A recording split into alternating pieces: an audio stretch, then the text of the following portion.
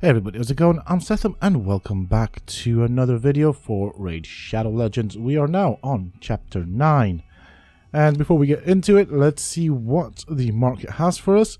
And after that, I am going to get into it. We're going to continue with the story and see how far we can get into it. Hopefully, we don't bump into any major difficulties. That would be nice. I am kind of trying to rush it. So I'm having a look at what we have here. I don't want to waste any of my valuable silvers. I kind of want to keep a hold of that. That will come in handy at some point. Well, actually, it comes in handy for pretty much just about anything and everything in the game. So, yeah, you know what I mean. Everything you do in this game costs silver, so I'm always running short on it. So let's go into it. The hot, barren Deadlands were littered with ruins that bore witness to an erstwhile time when this land was fertile, before the brimstone dragon came and scorched the earth. After 3 days of fighting rabid beasts and barbarian patrols, the company at last came to the ancient temple of Lumaya, now the destination of a dark ritual. Folk of every race were being driven in droves by barbarians through the great temple gates to the sound of a deep, throbbing drone. Okay, let's get into it. This is going to be interesting. So this is one of the champions that we can get. He is a rare, as you can see. Now having a look at what you can do and kind of trying to gauge if it's worth keeping him. I mean, he's going to be useful at some point, even if it's to feed other champions. From what I can see, I think it's Kale, his name. The champion that I'm currently using, he's definitely useful, and so he's probably going to hang around for quite a while. I could use this guy and level him up for later, so I'll probably go with that as far as I can. Try and level up this little orc fella. Like so. And here we go. Hopefully we don't get owned too badly. Okay, oh, he's taking the beating. Oh boy. This is only the first wave, so yeah. Things are getting interesting. Alright, next up. I kind of like the desert design. It looks pretty neat. It's not as shiny, I guess, as the one with the battles on the ship. I thought that was a bit more. Obviously, they have to have different elements, but still there's a lot of detail in the background.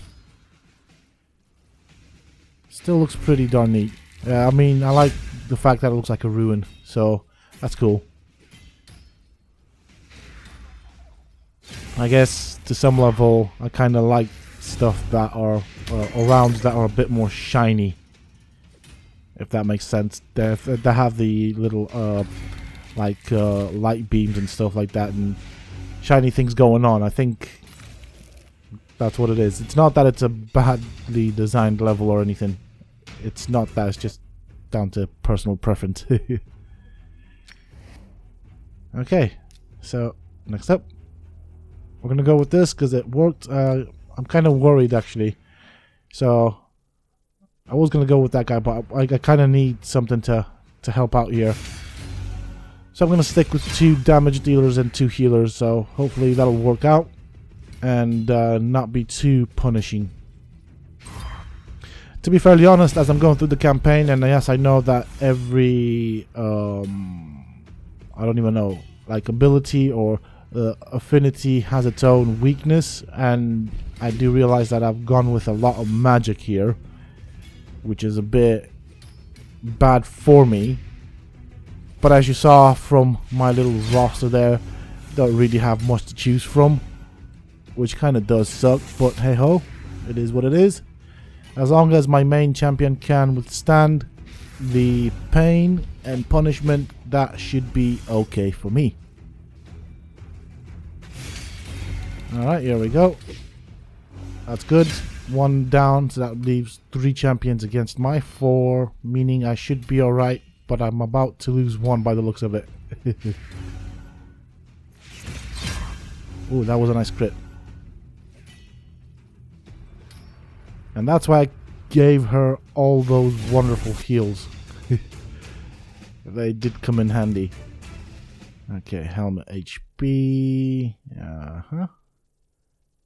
Interesting. So this one decreases the enemy max HP by 30%. That could be useful.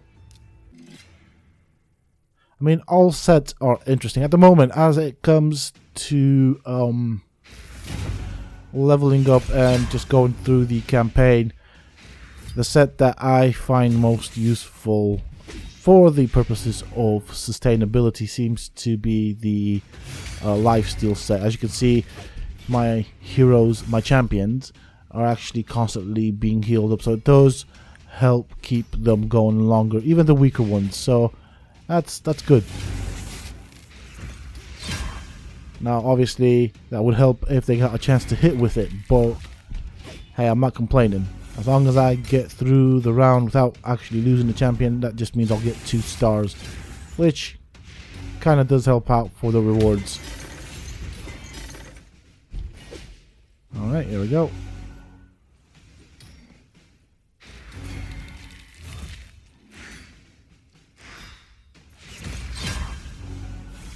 I also like the sound effects as well for the combats and abilities. I think they're pretty neat. And unique, to be fairly honest. Okay. Well, we should be evenly matched. Well, I should be better actually, but hey ho. I guess only time will tell if I make mistakes. There we go.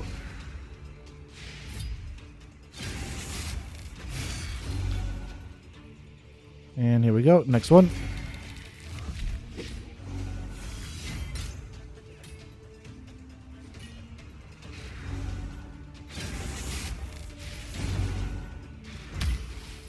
Oh, that hurt.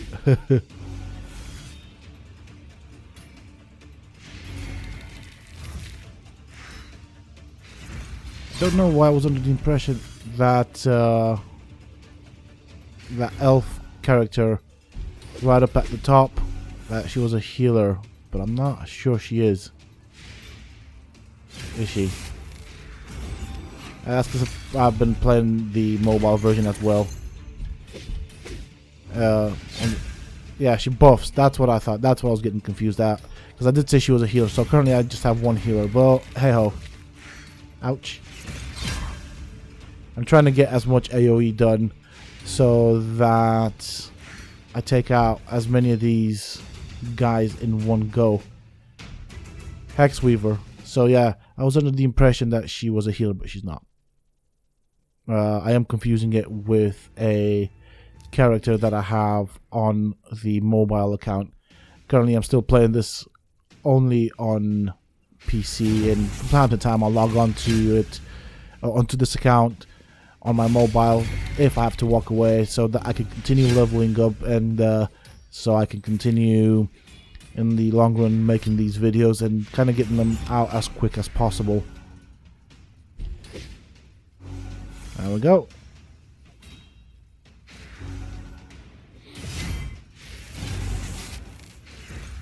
Right, nearly there.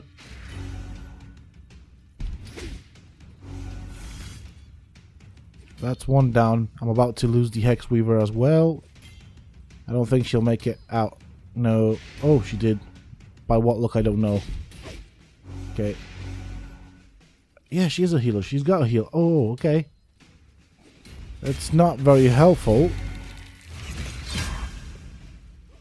See, I've not actually played manually. I've just let the game do its own thing. But that was a heal that I saw there, so she does do a group heal, which is good.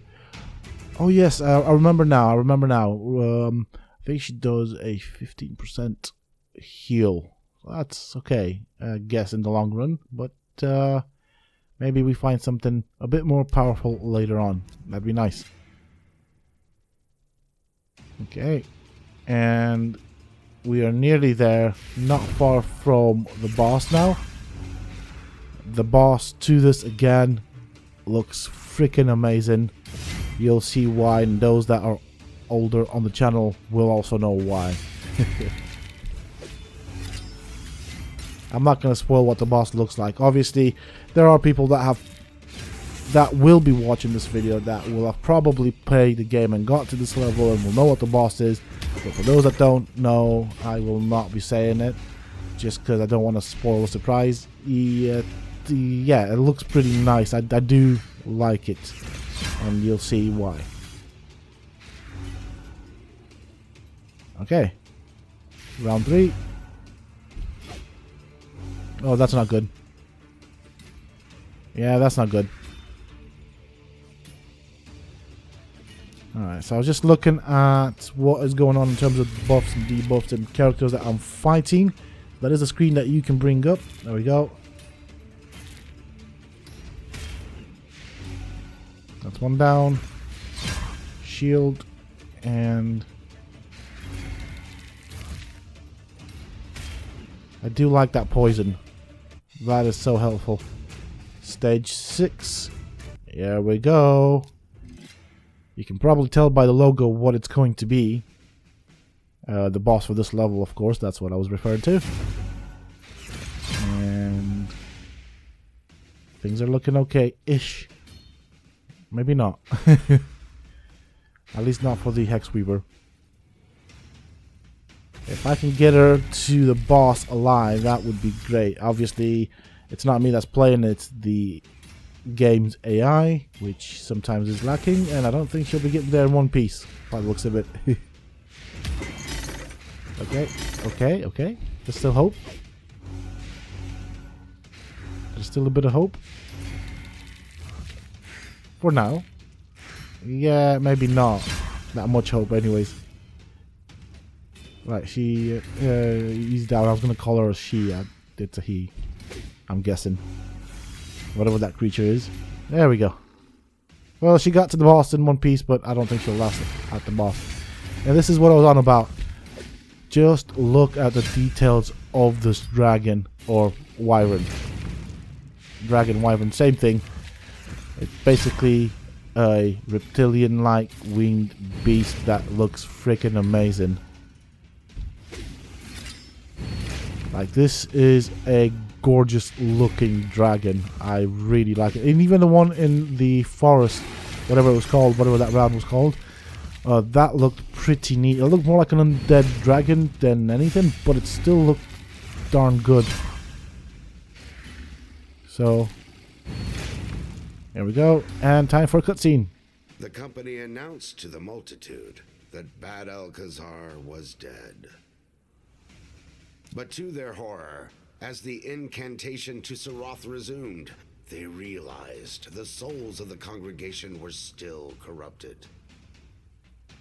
It was then that the Arbiter appeared, with news from the Knights of the Sacred Order. They were assembling at Godfrey's Crossing in a final bid to destroy the demon priests of the Hallowed Halls. "Go forth and make haste, brave champions," she intoned. "I will stay and purify these souls." Oh god, that was a bit cringy. I did like the way the narrator tried to do a bit of a feminine voice. It was a bit cringy, but still nice. And we got a nice new set of weapons that do give us a bit of a shield, so that is good. And of course that brings this episode to an end, so I do hope that you have enjoyed it, and if you have, please don't forget to support me on the channel by hitting that like button, subscribe to the channel if you're new and haven't already for more similar content from myself, and if you have just subscribed, why not check out some of my other videos and guides here on this channel, who knows, you might just enjoy them. And of course don't forget to hit that bell icon so that you get notified when I upload new videos and content to the channel. Also, for those interested, you can always find me on the Sethtopia Discord. Links to this, of course, you can find down below in the video description, as well as in a pinned comment from myself. Until next time, stay safe, folks.